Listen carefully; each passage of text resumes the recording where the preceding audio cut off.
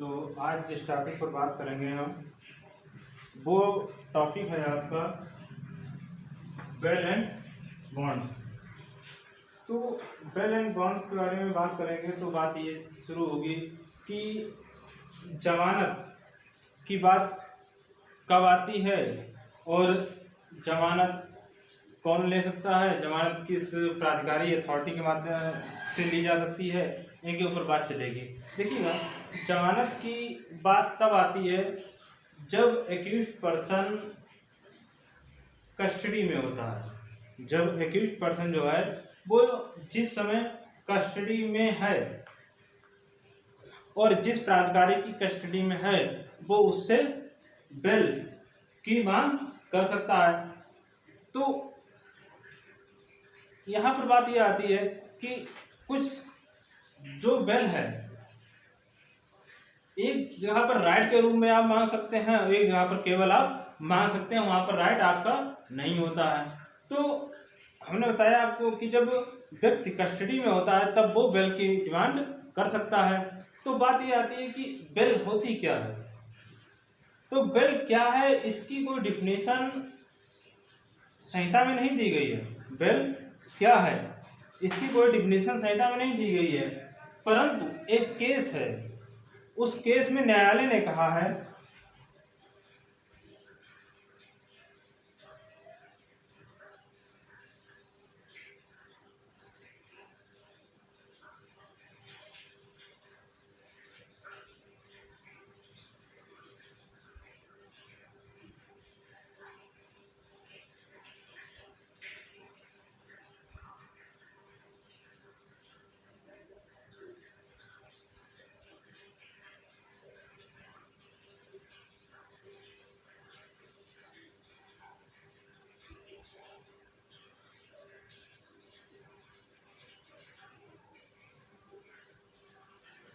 ये केस है Champalal B Jain versus पश्चिमी बंगाल राज्य। इस केस में न्यायालय ने यह कहा है कि किसी निश्चित तारीख पर न्यायालय में उपस्थित होने के लिए अभियुक्त से जो प्रतिभूति ली जाती है उसे हम जमानत कह सकते हैं। ये बात कही गई है चंपालाल बी जैन बनाम पश्चिम बंगाल राज्य में। वैसे इसकी कोई परिभाषा संहिता में दी नहीं गई है, परंतु जो केस लाए हैं उन केस ला के माध्यम से उन्होंने कहा है कि अभियुक्त को न्यायालय में उपस्थित होने के लिए प्रतिभूति जब ली जाती है तो उसको हम बेल कहते हैं। तो बेल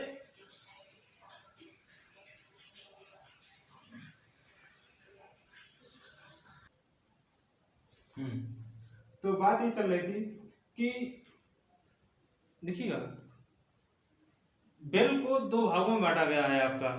पहला है जमानती मामलों में जमानत और अजमानती मामलों में जमानत। तो जमानती मामलों में जमानत जो मांगी जाती है वो एज ए राइट मांगी जाती है। जमानती मामलों में जो जमानत मांगी जाती है वो एज ए राइट होती है। वहां पर जमानत मांगना भी राइट होता है, जमानत पाना भी राइट होता है। और जो अजमानती मामले होते हैं उनमें आप मांग तो सकते हैं, मांगने का तो अधिकार है, परंतु जमानत पाने का अधिकार नहीं होता है। वो न्यायालय के विवेकाधिकार पर होता है, डिस्कवरी पावर होती है न्यायालय की।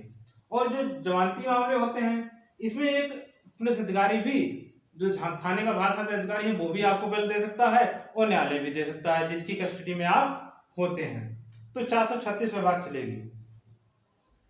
तो 436 कहती है in hard cases bail to be taken. किन मामलों में जमानत ली जा सकेगी? तो देखिएगा, तो हमने आपको बताया है दो प्रकार के मामले हैं, जमानती मामले, बेलेबल और नॉन बेलेबल मामले। तो जो बेलेबल मामले होते हैं उनमें एज ए राइट मांग सकते हैं और पा भी सकते हैं, और जो नॉन बेलेबल होते हैं उनमें मांग सकते हैं परंतु पा नहीं सकते हैं। सही है। तो देखिएगा, यहां पर कहा गया है 436 में कि जब कोई एक्यूज्ड पर्सन जिस पर किसी अपराध का अभियोग है और वो किसी पुलिस अधिकारी, थाने के भारसाध्य अधिकारी के द्वारा वारंट के बिना गिरफ्तार किया जाता है या निरुद्ध किया जाता है, वारंट के बिना गिरफ्तार किया जाता है, निरुद्ध किया जाता है, या फिर वो व्यक्ति न्यायालय के समक्ष हाजिर होता है या लाया जाता है। तो फिर ऐसे अधिकारी या न्यायालय के समक्ष जब वो उसकी कस्टडी में है तो फिर वो क्या करेगा, जमानत के लिए आवेदन देगा, और जैसे उसने जमानत के लिए आवेदन दिया, वो व्यक्ति जो पुलिस अधिकारी है या जो न्यायालय है उसको जमानत देगा, या तो प्रतिभूति लेकर के या उसके व्यक्तिगत बंदोबस्त पर उसको जमानत दे देगा। ऐसी बात कही गई है। अब देखिएगा, इन्होंने कहा है कि जब कोई व्यक्ति वारंट के बिना गिरफ्तार किया जाता है या निरुद्ध किया जाता है थाने के बाकायदा अधिकारी के द्वारा, तो अगर वारंट से गिरफ्तार किया गया, भाई वारंट के बिना गिरफ्तार किया गया है, तब तो क्या होगा कि जो पुलिस अधिकारी है, 436 का मामला है, सॉरी 436 में आपका जमानती मामला है, तो फिर पुलिस अधिकारी भी आपको बेल दे देगा। वारंट के बिना गिरफ्तार किया है वो बेल दे देगा आपको। परंतु अगर उसने वारंट से गिरफ्तार किया है तो कंडीशनें दो होंगी जाकर के। पहली कंडीशन ये होगी कि वारंट में ही अगर ये लिखा हुआ है कि इससे इस व्यक्ति से प्रतिभूति लेकर के इसको जमानत दे दो, तो फिर पुलिस अधिकारी दे देगा।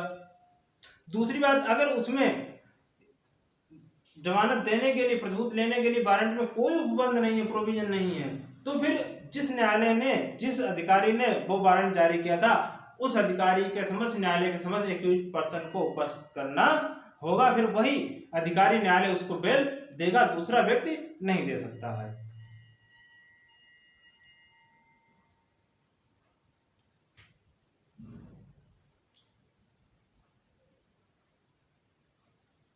अब देखिएगा, क्योंकि ये मामला 436 का है, तो इन्होंने एक परंतु है, उसमें कहा गया है कि अगर कोई व्यक्ति निर्धन है और वो व्यक्ति अपनी जमानत नहीं दे सकता है, तो फिर उसको उसके व्यक्तिगत बंद पत्र पर छोड़ दिया जाएगा। तो कोई व्यक्ति निर्धन है ये कैसे पता चलेगा? तो परंतु, अगला परंतु है वो ये कहता है कि अगर गिरफ्तारी की तारीख से 1 सप्ताह के अंदर वो जमानत के लिए आवेदन पत्र नहीं देता है, तो फिर न्यायालय ये मान सकेगा, अधिकारी ये मान सकेगा कि वो व्यक्ति जो है वो निर्धन है, इसलिए उसको उसके व्यक्तिगत बंद पत्र पर उसको छोड़ दिया जाए। फिर इसमें जो अगला खंड है वो ये कहता है कि जो व्यक्ति जमानत पर छोड़ा गया है, जो व्यक्ति जमानत पर छोड़ा गया है, बेल पर छोड़ दिया गया है, अगर वह जमानत में वर्णित कंडीशन का उल्लंघन करता है, जो कंडीशन लगाए गए हैं उनका उल्लंघन कर देता है, तो फिर न्यायालय उसको क्या करेगा, दोबारा गिरफ्तार करा लेगा। और फिर वो ये नहीं कह सकता है कि मामला हमारा जो है वो जमानती, या मुझे पुनः जमानत दीजिए। फिर वो दोबारा जमानत पाने का अधिकारी नहीं होगा। न्यायालय जो है वो इस बात के लिए बाध्य नहीं होगा कि मामला जमानती है, इसको दोबारा हम जमानत दे दें। इसमें एक और केस है, निरंजन सिंह बनाम प्रभाकर राजाराम।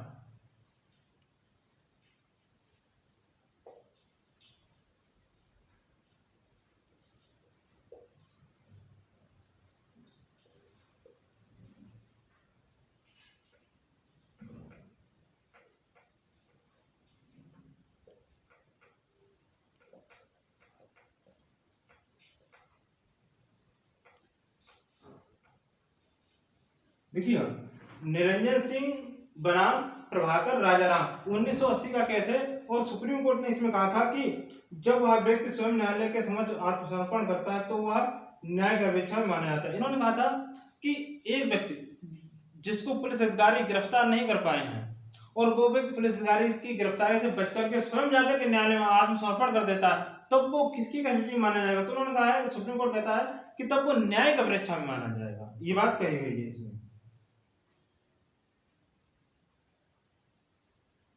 अब इस प्रकार से निकल के आता है 436 में जो जमानत देने की पावर दी गई है वो दो व्यक्तियों को दी गई है, थाने के भाषा अधिकारी मतलब पुलिस अधिकारी को और न्यायालय को। सही, तो ये आपका 436 यहीं पर होता है।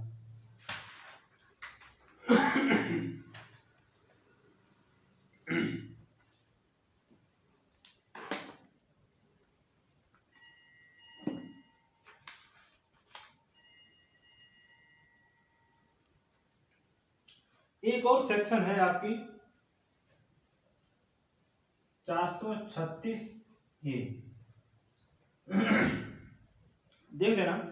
436 ए में ये बात कही गई है कि अगर किसी व्यक्ति पर किसी भी अपराध का अभियोग है, अगर किसी एक्यूज पर्सन पर किसी भी अपराध का अभियोग है और उस अपराध के लिए जो अधिकतम दंड उसमें वर्णित है, उस दंड का किसी भी अपराध का अभियोग है और उस अपराध के लिए जितना अधिकतम कारावास वर्णित है उसका अगर आधा उसने भोग लिया है, आधा उसने काट लिया है और उसका ट्रायल पूरा नहीं हो पाया है, तो फिर वो जमानत पाने का ऐसे अधिकारी हो जाएगा जैसे उसने जमानती अपराध किया हो, बेशक वो नॉन वेल्युएबल ऑफेंस किया हो उसने। ये बात कही गई है 436 में।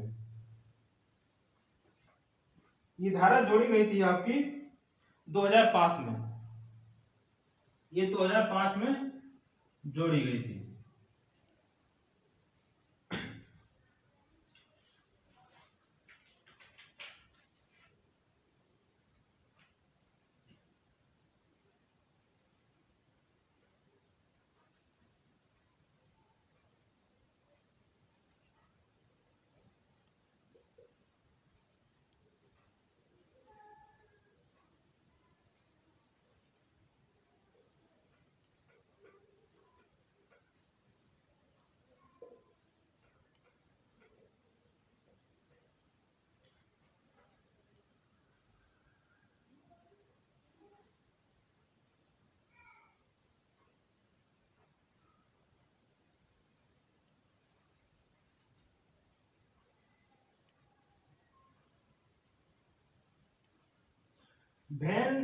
Bail may be taken in cases of non-valuable offense। अजमानती मामलों में कब जमानत ली जा सकेगी, तो इसके बारे में धारा जो है 437 वो बात करती है। देखिएगा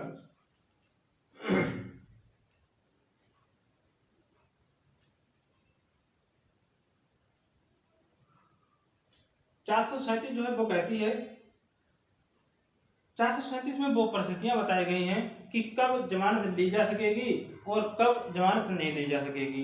तो देखिएगा कहा गया कि जब वह गिरफ्तार किया गया है या गिरफ्तारी के लिए कार्रवाई की जाने वाली है और वह स्वयं न्यायालय में उपस्थित होता है। देखिएगा नॉन वेल्युएबल ऑफेंसों को इन्होंने दो भागों में बांट दिया है।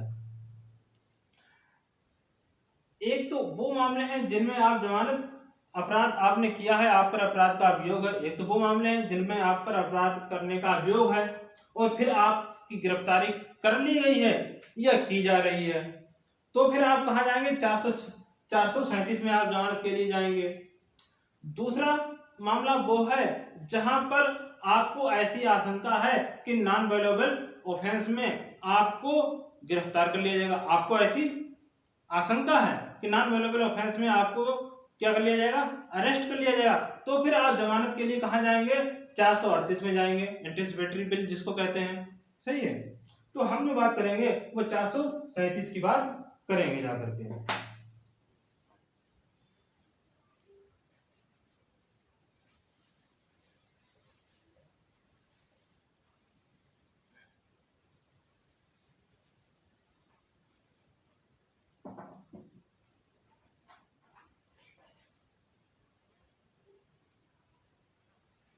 देखिए 437 में जो है वो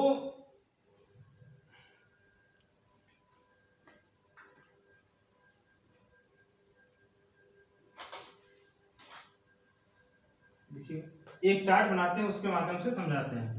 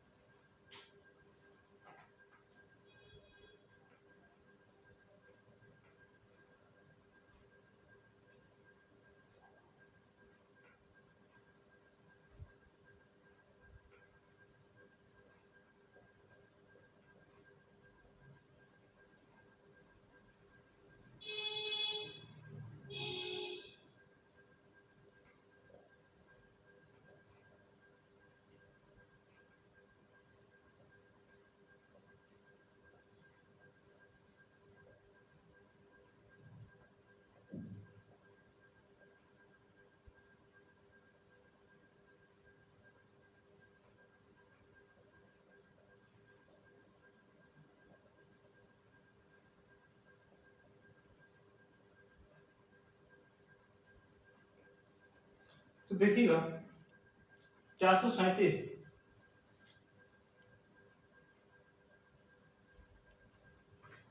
जो अभियुक्त है, एक्यूट पर्सन है, उस पर नॉन वेलेबल ऑफेंस का अभियोग है कि उसने एक नॉन वेलेबल ऑफेंस किया है, ये या फिर ये डाउट है कि उसने नॉन वेलेबल ऑफेंस किया है, ऐसा कंडीशन है। तो फिर क्या होता है कि पुलिस थाने के भाषात्मक अधिकारी के द्वारा वारंट के बिना, पुलिस थाने के भाषात्मक अधिकारी के द्वारा वारंट के बिना गिरफ्तार किया गया है या निरुद्ध किया जाता है। तो फिर ऐसे व्यक्ति को जिस पर नॉन वेलेबल अपराध करने का अभियोग है या संदेह है, वो पुलिस थाने भाषा के अधिकारी के द्वारा वारंट के बिना गिरफ्तार किया गया, नियुक्त किया जाता है। और वो व्यक्ति को कहां उपस्थित किया जाता है? उच्च न्यायालय या सेशन न्यायालय से भिन्न न्यायालय के समक्ष उपस्थित होता है या किया जाता है। ऐसे व्यक्ति को उच्च न्यायालय या सेशन न्यायालय से भिन्न न्यायालय के समक्ष उपस्थित किया जाता है या फिर वो होता है। तो उच्च न्यायालय और सेशन न्यायालय से भिन्न न्यायालय कौन सा हुआ?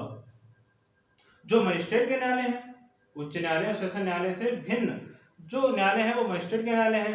तो फिर क्या होगा कि जो 437 में जो पावर दी गई, किसको दी गई है? उन न्यायालयों को दी गई है जो मजिस्ट्रेट के न्यायालय हैं, कि वो नॉन वेलेबल ऑफेंस में जमानत दे सकते हैं। यहाँ पर पुलिस थाने के भाषात्मक अधिकारी को जमानत देने की पावर नहीं दी गई है, वो न्यायालय को ही 437 में पावर दी गई है, वही जमानत दे सकते हैं। तो देखिएगा, तो यहाँ पर कहा गया है कि अगर किसी व्यक्ति ने कोई नॉन वेलेबल ऑफेंस किया है, अगर किसी व्यक्ति ने कोई नॉन वेलेबल ऑफेंस किया है और उस व्यक्ति को उच्च न्यायालय सेशन न्यायालय से भिन्न न्यायालय के समक्ष प्रेजेंट किया जाता है या वो स्वयं प्रेजेंट होता है जाकर के, उपस्थित होता है जाकर के, या उसको उपस्थित किया जाता है, तो फिर वो न्यायालय, मजिस्ट्रेट का न्यायालय क्या करेगा? उसको जमानत दे सकता है, जमानत पर छोड़ सकता है। जमानत में छोड़ेगा ऐसी बात नहीं, क्यों? ये 437 में उसका डिस्क्रिशनरी पावर है, वो चाहे तो जमानत पर छोड़ दे, चाहे तो जमानत पर ना छोड़े। परंतु कुछ मामले हैं जिनमें उसको जमानत पर नहीं छोड़ा जाएगा। वो कौन से मामले हैं? इसको हटाते हैं।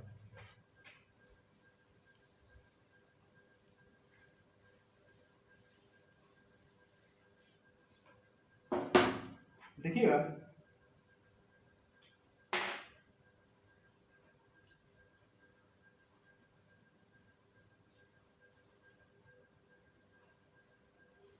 अगर एक्यूज्ड पर्सन पर हत्या, आजीवन कारावास से दंडनीय अपराध करने का अभियोग है,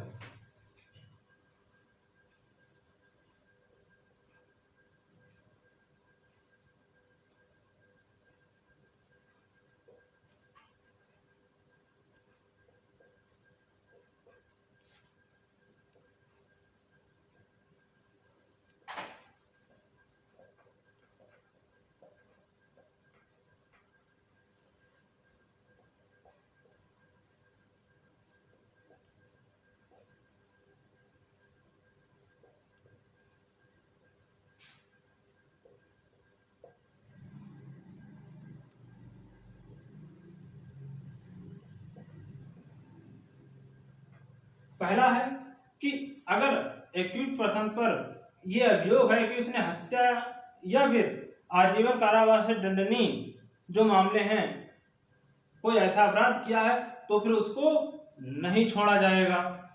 दूसरा,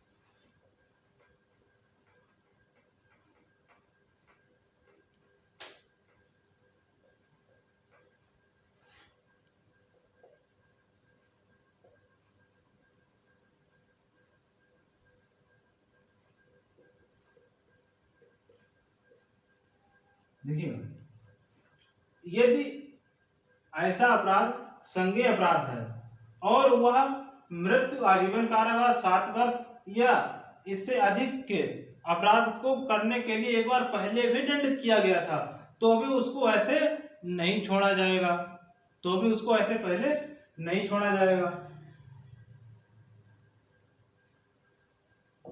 अब यहाँ पर एक चीज समझने वाली है कि यदि ऐसा अपराध संज्ञेय है, एक्यूज पर्सन को जिस अपराध के लिए दंडनीय किया जा रहा है वो कोई संज्ञेय अपराध है, वो कोई संज्ञेय अपराध है, परंतु उस पर यह भी आरोप लगाया जाता है कि आज की तारीख पर तो इसने संज्ञेय अपराध किया है, परंतु इसी एक्यूज पर्सन ने पहले कभी हत्या, आजीवन कारावास या 7 वर्ष से अधिक कारावास दंडनीय पहले कोई अपराध किया था और उसमें वो दोषित किया गया था, तो फिर क्या करेगा, जो मजिस्ट्रेट का न्यायालय है फिर उसको छोड़ने से इनकार कर देगा। वर्तमान में उसने हत्या, आजीवन कारावास या फिर 7 वर्ष से अधिक कारावास दंडनीय अपराध नहीं किया है, बल्कि उसने केवल संज्ञेय अपराध किया है, परंतु उसने पहले कभी ऐसा अपराध किया था, उसमें दोषित हो गया था, तो फिर जो है मजिस्ट्रेट का न्यायालय है उसको छोड़ने से मना कर सकता है। दूसरी बात आती है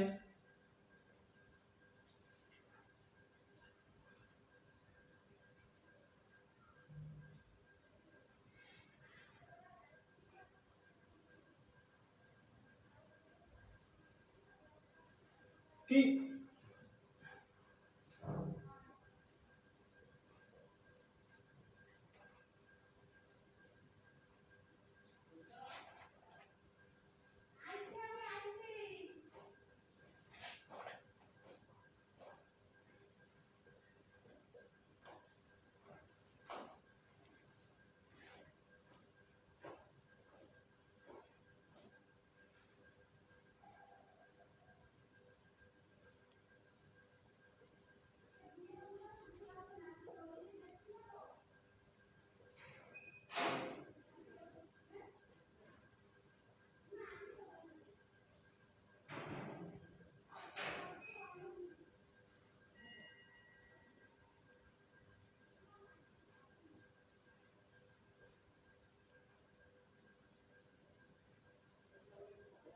दूसरी बात आती है कि उस व्यक्ति ने, एक्यूज पर्सन ने, जो वर्तमान में किसी संज्ञेय अपराध के लिए न्यायालय में उपस्थित किया गया है, संज्ञेय अपराध करने के लिए न्यायालय में उपस्थित किया गया है, परंतु उस पर यह अभियोग लगाया जाता है, ये आरोप ये भी लगाया जाता है कि उसने पहले कभी 3 वर्ष या 3 वर्ष से अधिक किंतु 7 वर्ष तक के अपराध के लिए वो 2 बार से अधिक पहले भी दंडित किया जा सका है, दोषित किया जा चुका है, तो भी मजिस्ट्रेट जो है उसको जमानत पर छोड़ने से मना कर सकता है। सही है, तो जमानत पर उसको छोड़ने से मना कर सकता है, परंतु यहां पर ये कहा गया है, परंतु इसका पहला कहता है, इसका एक परंतु है, वो कहता है कि अगर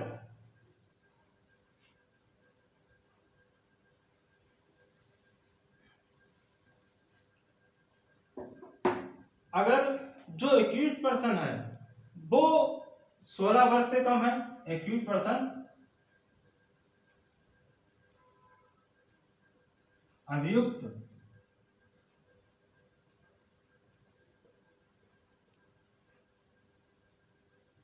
16 वर्ष से कम है,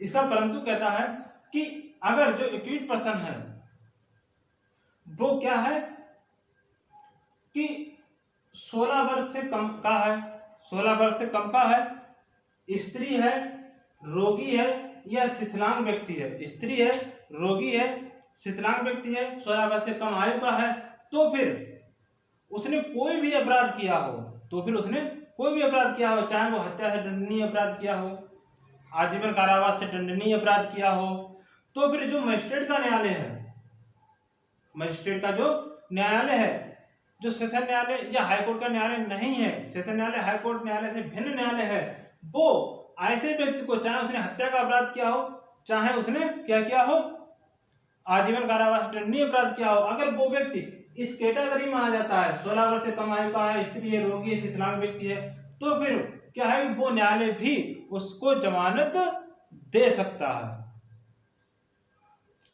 ये पहली बात हो गई। अगला परंतु ये कहता है कि अगर स्थिति ये है कि वो व्यक्ति स्त्री, रोगी, शिशुलांग व्यक्ति नहीं है, स्त्री, रोगी, शिशुलांग व्यक्ति, 16 वर्ष से कम आयु का व्यक्ति नहीं है, एक्यूट पर्सन, परंतु उसने कोई संज्ञेय अपराध किया है, कोई संज्ञेय अपराध किया है, हत्या, आजीवन कारावास दंडनीय, 7 वर्ष से अधिक कारावास दंडनीय अपराध नहीं किया है, केवल संज्ञेय अपराध किया है जो क्या है 7 वर्ष से कम का है, और ऐसा व्यक्ति जो संज्ञेय अपराध के लिए न्यायालय में उपस्थित हुआ है, जिस पर आरोप लगाया गया है कि उसने संज्ञेय अपराध किया है, और उस पर बाद में आरोप यह भी लगाया जाता है कि इसने 2 या अधिक अवसरों पर क्या किया है, 3 वर्ष से अधिक, 7 वर्ष से कम का अपराध किया था और उसके लिए दोषित किया गया था। दूसरी बात कि इसने आजीवन कारावास, मृत्यु से दंडनीय, 7 वर्ष से अधिक से दंडनीय अपराध के लिए वो पहले भी दोषित किया गया था। ये 2 आरोप उस पर लगाए गए हैं कि ये साहब ये पहले भी दंडित किया गया था आजीवन कारावास के लिए, मृत्युदंड के लिए, 7 वर्ष से अधिक अपराध के लिए, या फिर 3 वर्ष से अधिक, 7 वर्ष से कम अपराधों के लिए पहले 2 बार दंडित किया जा चुका है। तो ये आरोप उस पर लगाए जाते हैं, परंतु वर्तमान में जिस आरोप के लिए वो न्यायालय में उपस्थित किया गया है वो केवल एक संज्ञेय अपराध है। तो फिर मजिस्ट्रेट क्या करेगा, अपनी समाधानप्रद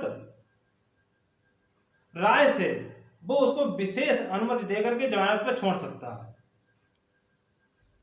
ये बात कही गई है।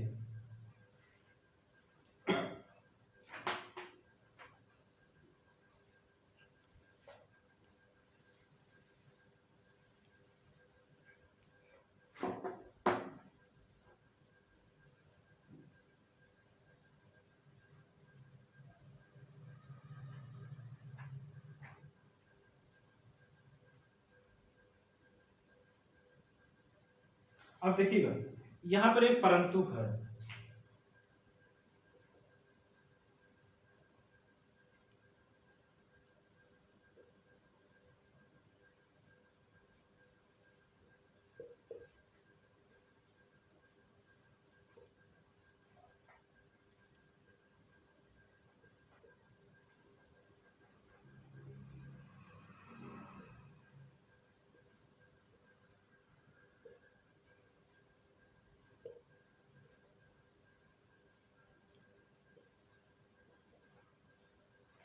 परंतु कहता है कि अगर उसने हत्या, आजीवन कारावास या फिर 7 वर्ष या 7 वर्ष से अधिक अवधि के कारावास दंडनीय अपराध किया है, एक्यूट पर्सन जो व्यक्ति जमानत मांग रहा है उसने क्या किया है, हत्या,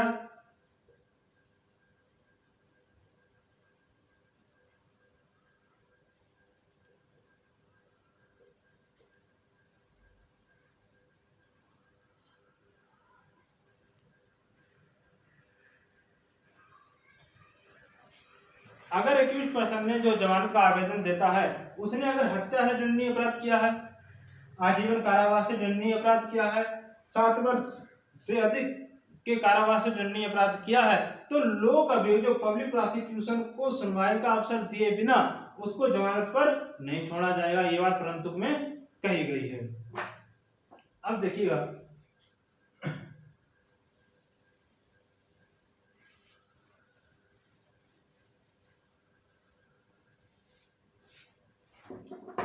इसका सबसेक्शन 2 कहता है, ये तो बात हो गई सबसेक्शन 1 की जो अभी तक बात चल रही थी। अब सबसेक्शन 2 जो है वो ये कहता है कि यदि अन्वेषण, जांच, विचारण के किसी प्रक्रम, देखिए सबसेक्शन 2 जो है वो ये कहता है कि यदि अन्वेषण, जांच, विचारण के किसी प्रक्रम पर इन्वेस्टिगेशन हो रहा था, इंक्वायरी हो रही थी, ट्रायल चल रहा था, इसके किसी प्रक्रम पर यह निकल के आता है कि एक्यूज पर्सन ने क्या है, अजमानती अपराध नहीं किया है परंतु कोई अन्य अपराध किया है। एक्यूज पर्सन पर आरोप लगाया गया कि इसने अजमानती अपराध किया है, नॉन वेलेबल ऑफेंस किया है, परंतु जब इन्वेस्टिगेशन किया गया या जांच की गई या ट्रायल किया गया तो फिर निकल किया है कि इसने नॉन वेलेबल ऑफेंस नहीं किया है परंतु कोई अन्य अपराध किया है। तो अन्य अपराध किया है, इसका नाम वो वेलेबल ऑफेंस होगा। तो फिर उसको क्या होगा, जमानत ऐसे दी जाएगी जैसे 436 में जमानत पाने का उसका राइट है। ये बात कही गई है सबसेक्शन 2 में। इसके बाद आता है सबसेक्शन 3। सबसेक्शन 3 जो है वो क्या कहता है, सबसेक्शन 3 में कहा गया है कि यदि अभियुक्त पर आईपीसी के अध्याय 6, 16, 17 के अधीन 7 वर्ष के या 7 वर्ष से अधिक का अभियोग है तो सशर्त जमानत पर छोड़ा जाएगा। यहाँ पर सबसेक्शन जो 3 है वो ये कहता है कि अभियुक्त पर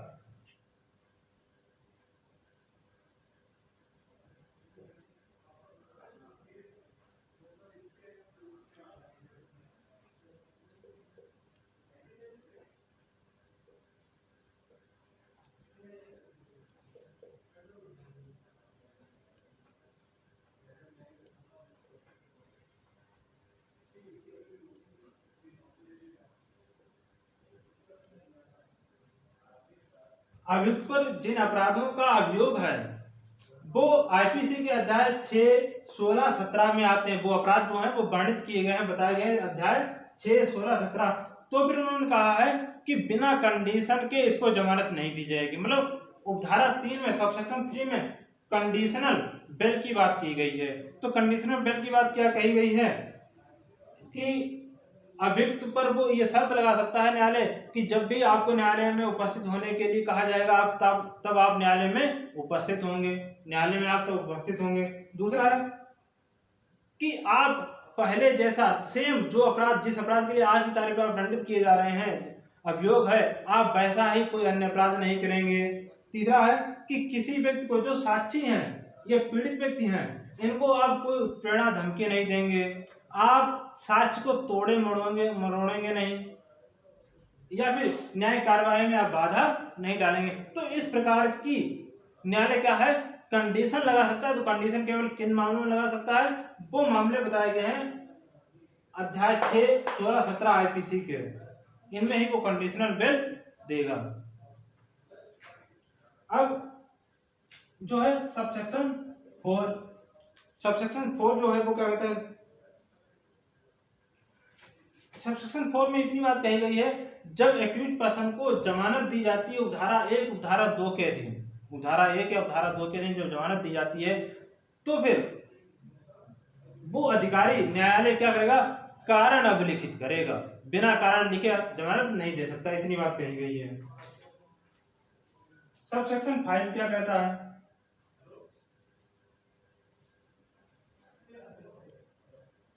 उपधारा 5 सबसेक्शन 5 में कहा गया है कि जब एक्यूज पर्सन को उपधारा 1, उपधारा 2 के अधीन जमानत दी जाती है और जमानत देने के बाद में न्यायालय को ये लगता है कि इसने किसी शर्त का उल्लंघन किया है या अन्य उचित कारण उसको लगता है तो फिर वो बेल को क्या करेगा रिजेक्ट कर दे सकता है। जो बेल उसने दी थी जमानत दी थी उसको वो रद्द कर देगा। ये बात कहेगी सबसेक्शन 5 में।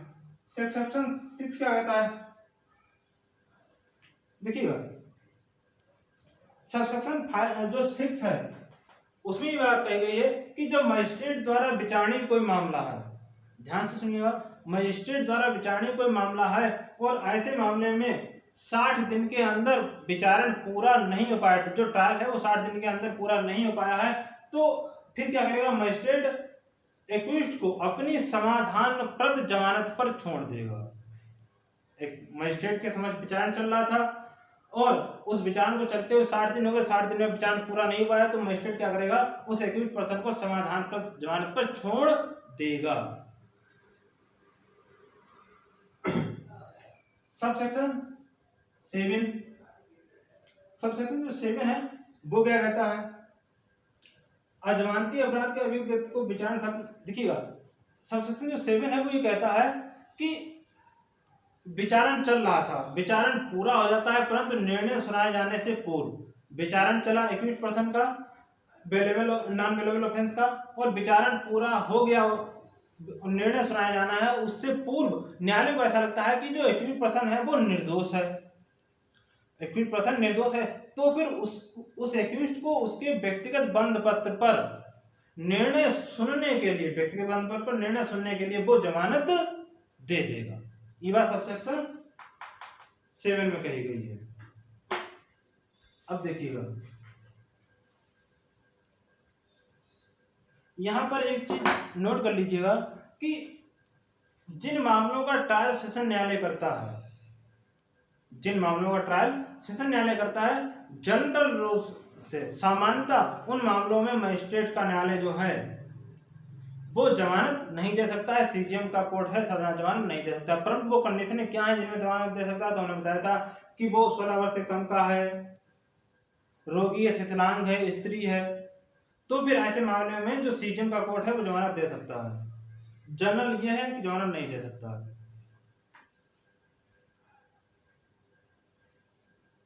इसमें एक केस है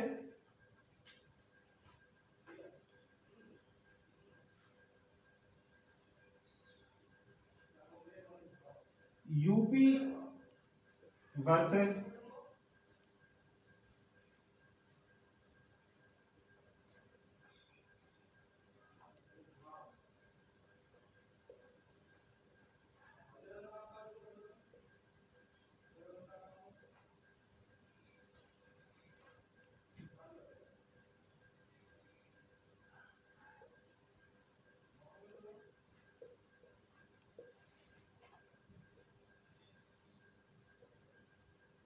देखिए ये केस है 2005 का सुप्रीम कोर्ट का केस है। ये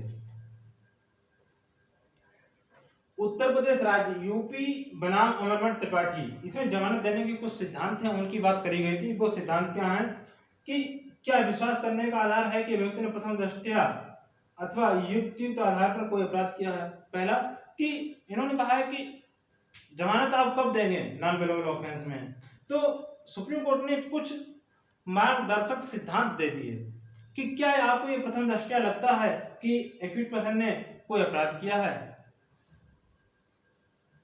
अपराध होगा तभी जमानत की बात चलेगी, अपराध नहीं होगा जमानत की बात ही नहीं चलेगी।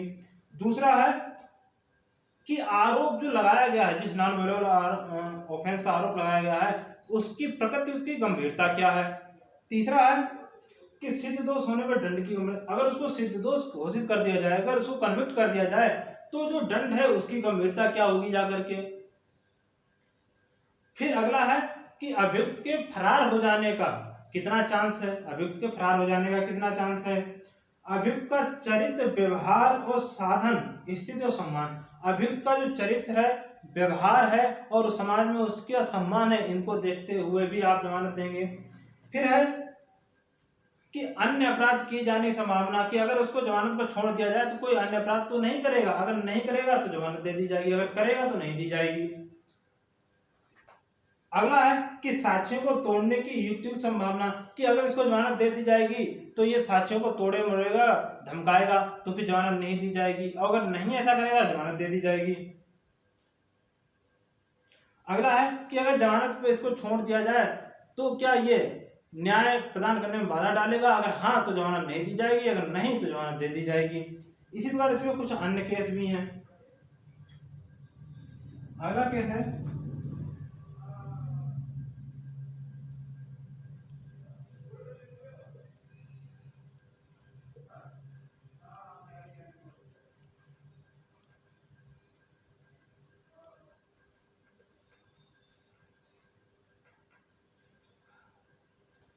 राजस्थान राज्य बनाम बालचंद, ये एक केस है। दूसरा है राज्य वर्सेस कैप्टन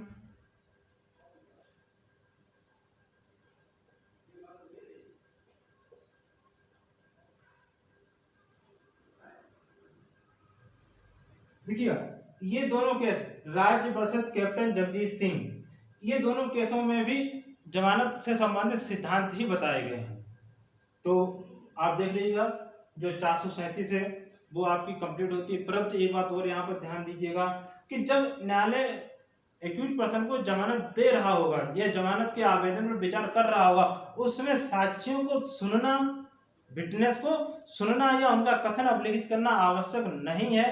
केवल जो पत्रावली प्रोसिक्यूशन की तरफ से पेश की जाएगी उसमें यह देखा जाएगा कि कितना साक्ष्य है जिससे ये लगता है कि अभियुक्त व्यक्ति ने अपराध किया है। साक्ष्यों को सुनना आवश्यक नहीं है, साक्ष्यों के कथन लिखित करना आवश्यक नहीं है। तो आपका 437 ये कंप्लीट होता है।